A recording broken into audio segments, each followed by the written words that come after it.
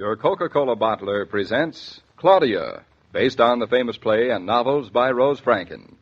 Brought to you, transcribed Monday through Friday, by your friendly neighbor who bottles Coca-Cola. Relax, and while you're listening, refresh yourself. Have a Coke. And now, Claudia. It's a nice drive to the station. I'm glad it's a sunny day. Why particularly, Mama? It's pleasant to leave a place when the sun's shining. It's pleasanter not to leave a place when the sun's shining. That's true. Everything's quite green now, isn't it? Trees and grass. Yeah, it's almost summer. Winter's gone fast. Now that it is gone. That's the way it always is, isn't it? What is? While you were visiting with us, it seemed as if it would always last like that. Now that you're leaving, it seems like you were hardly with us at all. That's the right time to leave. Mama, do you think Aunt Louisa's going to be sick very long? I don't know. She's not a young woman. She's our only real relative. I hope she'll be all right. I'll stay with her until she is. We decided over the weekend I can't keep going back and forth between New York and Eastbrook, and that's the least I can do for my sister-in-law. Funny, thinking of Aunt Louisa as my father's sister. I know. Mama, you are going to come back up here afterwards, aren't you? Claudia, is that my train? Why, I don't know. It's 5 to 5. Your train's not due till 5 after, Mama. It could be early. Oh, I doubt it. Trains are usually late. Maybe you better drive a little faster. What did you say, Mama? I said maybe you better drive a little faster. That's what I thought you said. I'm driving 40, Mama. Then drive 45. And break the law? Nobody'll see you. There's nobody around. Really, Mama, you're talking like a hardened old criminal. I'd rather you miss that silly old train than break the law. Since when have you gotten so virtuous? David likes me to be virtuous. You can't fool me. You're just contrary. Claudia, quite contrary. How does your garden grow? We'll miss my train if you keep poking along like this. Good, I hope so. Hey, I'm on the right side. Besides, I'm not poking along.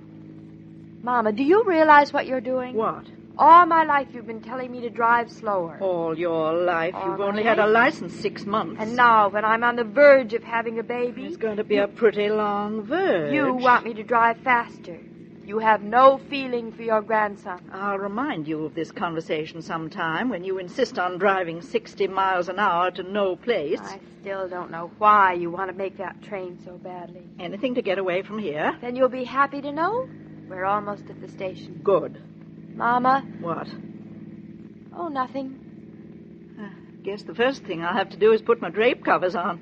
I haven't been home in such a while. The apartment will be a mess. Let me see. Slip covers. Send the bedspread to the cleaners. Any shopping you want me to do? No. I'm going into town next week. I have to see Dr. Rowland. Let me know which day you're planning on. I'll think about it. Oh, Claudia. Well, here we are. But only just. Now maybe my pulse will go back to normal. Say, I don't see any other cars around. Not a soul on the station platform. Hey, maybe that was your train, Mama. Oh, it couldn't have been. Why not? When's the next one? Not for hours. You'll have to come back home with me, Mama, that's all. Not on your life. She's independent, too. Claudia, if you've made me miss my train on purpose, I'll... What will you do? Catch the next one. I'll take your bag, Mama. You will not. I am younger than you are. Who says? And I'm not having the baby. I wish somebody told me that having a baby would give everybody else the privilege of bossing me around. Do you good. Is it heavy, Mama? This little bag? Besides which, you hardly let me pack anything. I'm holding your clothes for ransom, so you'll have to come back sooner. So I'll be ashamed to walk around in New York, you mean? I don't know how I ever let you talk me into it. Oh, there's one. Maybe one's mine. I thought yours was halfway to New York by now. Probably is. It's just 5 o'clock, Mama. Stand back when the train comes or you'll get a cinder in your eye. What time does David get here? On his usual train, I guess, about 6:30. What'll you do between now and then?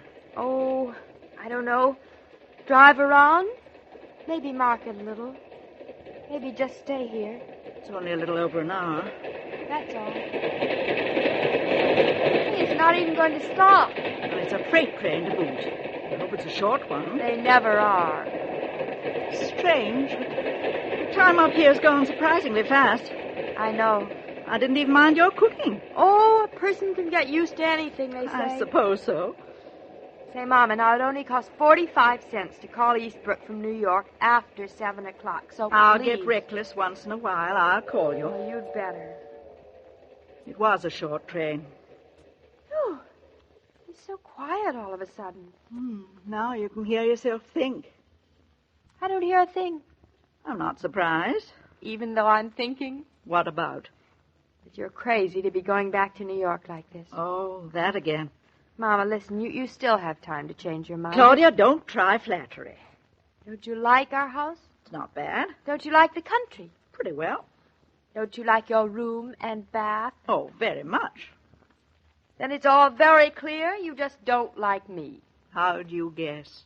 I mean it, Mama. So do I. Now, seriously, Mama, listen. Seriously? Oh, you. You are impossible, Mrs. Brown. Do you know a person can't even have an intelligent conversation with you anymore? All right, I'll show you. I won't even ask you to change your mind. Good. My train's late. First it was early, then it was late. Oh, have you got something to read on your late train? Can't read on a train. Gives me a headache. Besides, the scenery's pretty. I bet it'll be raining in New York. Why? And it's dirty and terribly noisy. And what? Well, that's all. I'll send you a postcard. From Times Square, a picture of Broadway at night. Or maybe the East River. You'll get so that you like living in the country even better than in New York, Claudia. Who said I didn't already? Not I. Honestly, David adores it here. I do, too. I do, honestly. Oh, I wish that train would come. I hate stations. What time is it now? Let's see. It's, just 5 after 5. Mama, listen to me now. You listening? Sure. You never do. You always say you are, and you never do. Well, listen this time. If by any chance you should get lonesome, will you please? Yes, and please. I promise to eat 3 regular meals a day. I don't even care how regular they are. Just so long as you eat 3 of them. Yes, ma'am. Anything else? No, ma'am. Nothing else. Well, at last. That's it, I guess. Claudia, don't go so near the edge of the platform. No, I don't see a thing, Mama. Then come back here. Oh, for heaven's sake, it's coming from the opposite direction. Must be a train from New York, not to New York. Looks like every train is arriving into this station except mine. Nothing personal, Mama. Claudia, why don't you run along home? I can manage from here by myself. Go home? I will not. Well, what's the matter? Do you think I'll get on the wrong train? Worse yet, you might not leave at all. Oh, That'd be don't a worry, terrible I thing. will. Maybe your train got lost. Or maybe it hitched onto the wrong engine. Look here, if you're in such a hurry to get rid of me... How'd you know? Oh, somebody ought to invent something better than stations. Why? They're a horrible place to say goodbye. And don't say it. Why'd we get here so early, anyway? Claudia! Hey, Claudia! David! Mama, it's David. Tell him not to shout like that. Hello, Mother! David! Mama says not to shout like that. Mama's right, as usual. Well, stop shouting then. Your side of the platform. Good. Come on over. What are you waiting for? Hey, David. What are you doing home so early today? Claudia, I'm embarrassed to be seen with you. Nobody's seeing us, Mama. Don't be Everybody's hearing you for miles around. There's nobody here, even for miles around. I'm on my way over. Stay where you are. Hear Stay that, right Mama? there. Even David doesn't want you to go away. David's very broad-minded. He has to be. Look at the mother-in-law he got. What about her? Stubborn, independent. Just like her daughter. So different. Not so different. You'll see. Mama, your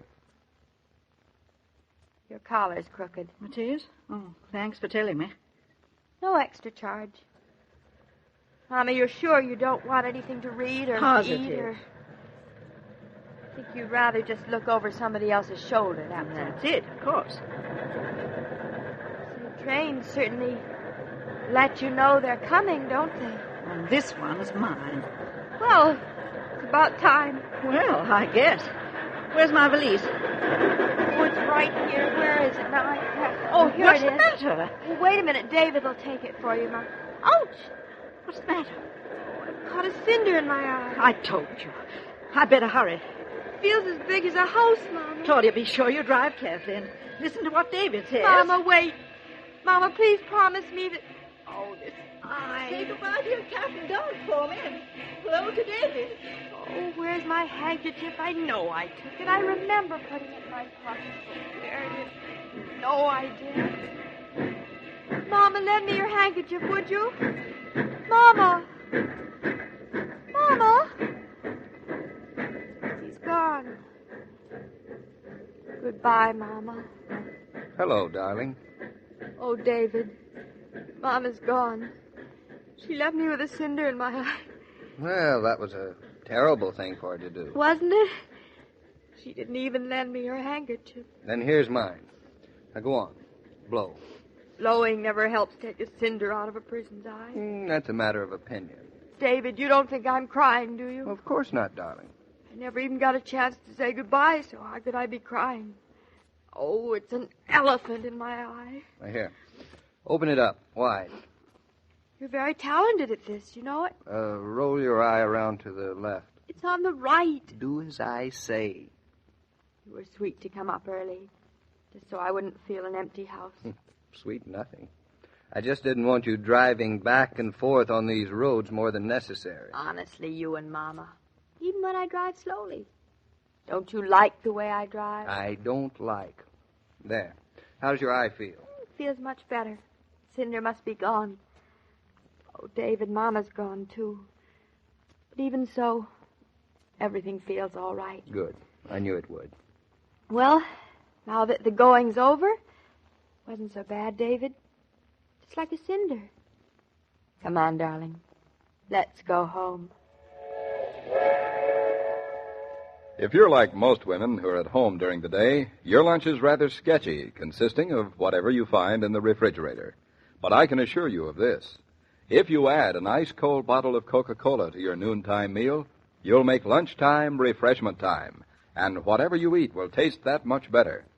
For the pause that refreshes is particularly welcome in the midst of a busy day. Say, Joe, if you happen to be in New York tonight, would you do us a favor? Certainly, David. What's on your mind? Call up Mama, would you? See how she is. Of course I will. Tell me, David, how's the house coming? Are you going to do much more work on it? Well, I'll be able to answer that tomorrow night. Claudia's going to balance the budget, and I think it's going to be a very enlightening evening. I know what you mean. Mind if I eavesdrop? Not at all. See you tomorrow night. So long, Joe. Goodbye, David. As I was about to say, every day, Monday through Friday, Claudia comes to you, transcribed, with the best wishes of your friendly neighbor who bottles Coca-Cola. So listen again tomorrow at the same time. And now this is Joe King saying au revoir. And remember, whoever you are, whatever you do, wherever you may be, when you think of refreshment, think of Coca-Cola. For Coca-Cola makes any pause the pause that refreshes. And ice-cold Coca-Cola is everywhere.